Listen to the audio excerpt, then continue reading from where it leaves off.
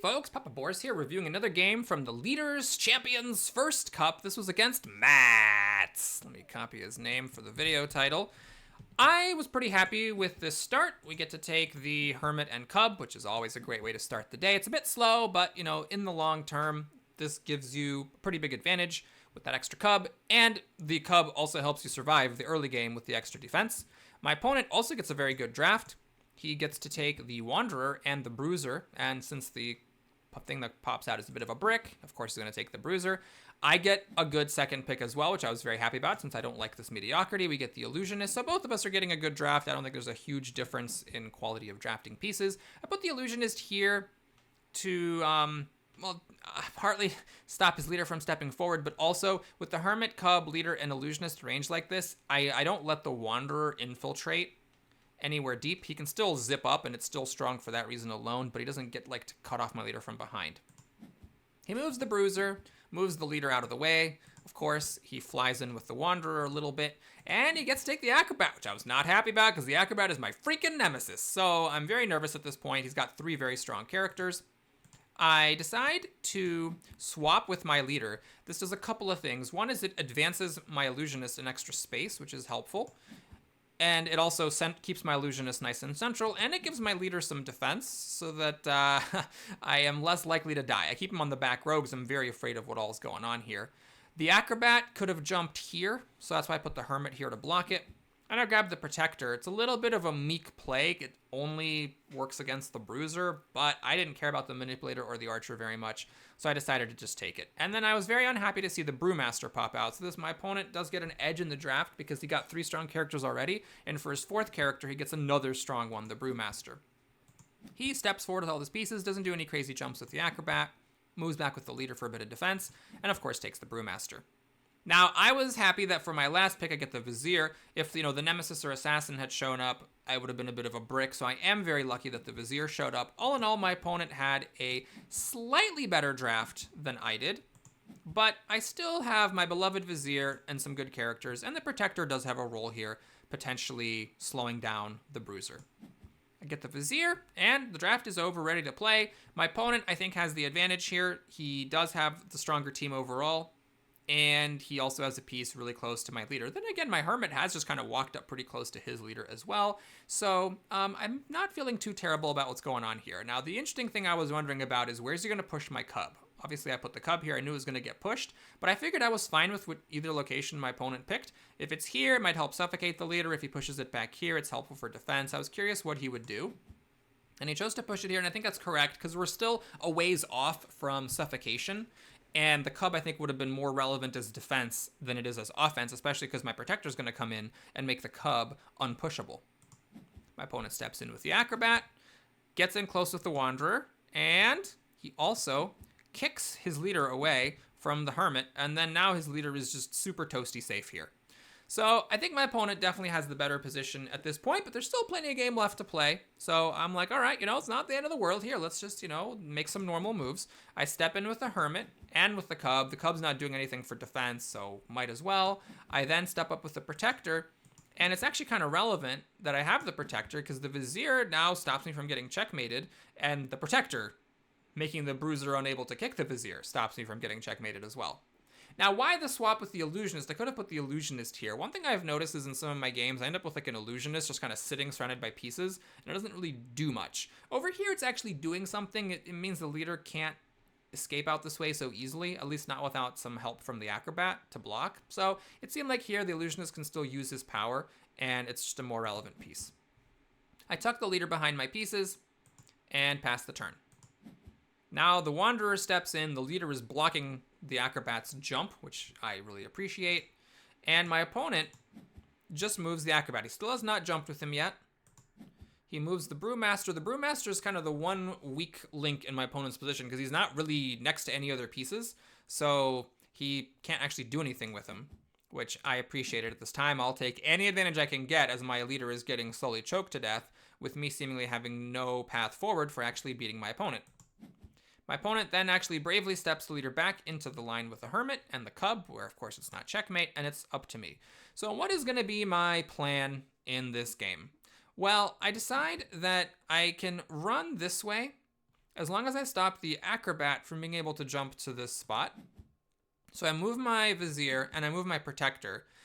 They're kind of forming a shield, not entirely, but sort of helping to box out the Bruiser. And my leader is, for the moment, safe, and this buys me the time to maybe bring my Illusionist back into an offensive position and try to get it plus the Hermit to maybe somehow do checkmate. It's a little bit unclear how this is actually going to work, and the disadvantage of running in this direction is that my opponent can naturally now put the Brewmaster and the Bruiser next to each other, which could be a strong combination. I keep the Hermit close to his leader. I also keep the Cub there. This may be incorrect. It may have been more precise to put the Cub here. The Cub can still get pushed here, which is maybe why I didn't do it. But the Cub here is doing pretty much nothing, so it would have maybe been worth it to try to get the Cub back around to maybe have a shot of being defensive for my leader. So it's my opponent's turn. He steps in with the Brewmaster, so the Brewmaster is now a functioning piece. It's next to another relevant piece. He steps that way with his Bruiser, gets the Acrobat in there. This spot is reserved for a jump. And then he moves the Wanderer. And I think he actually shouldn't have moved the Wanderer, because if the Wanderer is here, it's reserving the space for the Acrobat to jump into.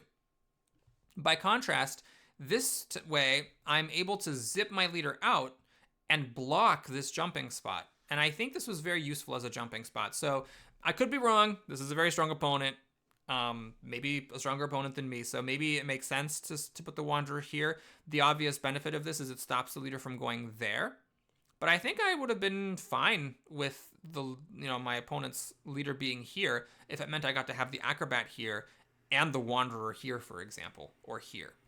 But anyway, I decide to just move up one space and for the moment block the jump with the leader himself. I could have put the leader here and then put the Illusionist here. But I decided, again, not to let the Illusionist get stuck in this defensive role surrounded by pieces where it's kind of already headed anyways. I slide up with the Vizier, so I am technically threatening checkmate. And I put the Hermit behind the leader, so no matter where the leader goes, the Hermit can stay with him. And the Hermit and the Vizier are actually now making a pretty credible threat against my opponent's life. So I was pretty actually happy with how this turned out, where my leader's a bit precarious, but so is my opponent's. And this is why I didn't put my leader here. In order to do this, I would have had to keep the Vizier there to obviously stop the Brewmaster from checkmating me. Here, I'm closer to the Acrobat, which is scary, but I'm also threatening checkmate pretty seriously. Now, my opponent can get out of it just by moving the leader once. Now he's just out of reach of the Vizier. But the Cub is all of a sudden kind of useful. He's reserving this space for my Vizier to step in. So I was kind of gambling that maybe I could somehow just stay safe for a turn, and then the Vizier and the Hermit could simply make an unblockable checkmate. My opponent keeps walking around with the Acrobat and the Bruiser. Note that being away from the Protector doesn't help. The Bruiser still can't bruise. It's actually extremely relevant. This Protector is an actual MVP here because without it, I couldn't have done the move. He could have just pushed my Illusionist and that would have been checkmate. So now, what am I going to do? Well, I decide to threaten checkmate. I move my leader away. I swap with the Wanderer to save my leader. Now the Brewmaster is the only piece that can touch my leader. And then I simply step forward with the Cub and the Vizier.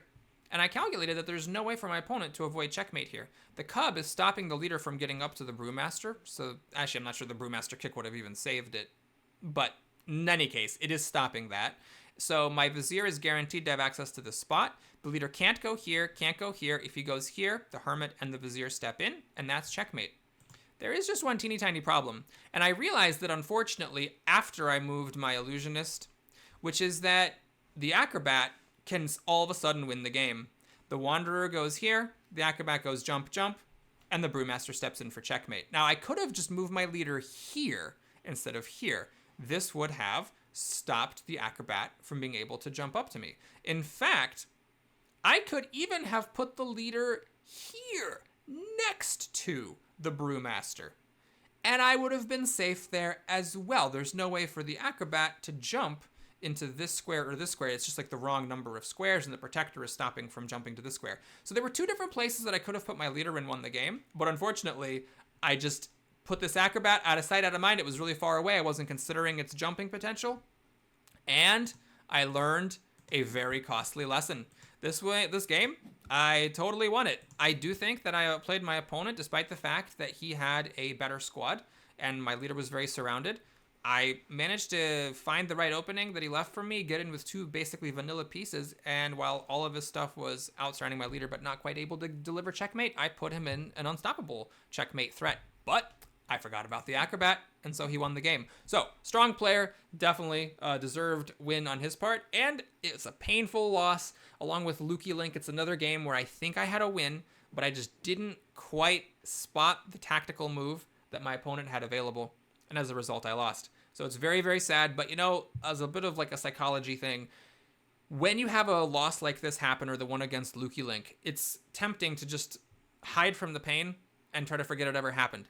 But it's very, very important to review games like this and think about them and learn from those mistakes, because in a way, the sadness that you feel from losing that game, especially in a tournament where the stakes are, you know, somewhat high to the extent that the tournament matters, that pain helps you learn the lesson better.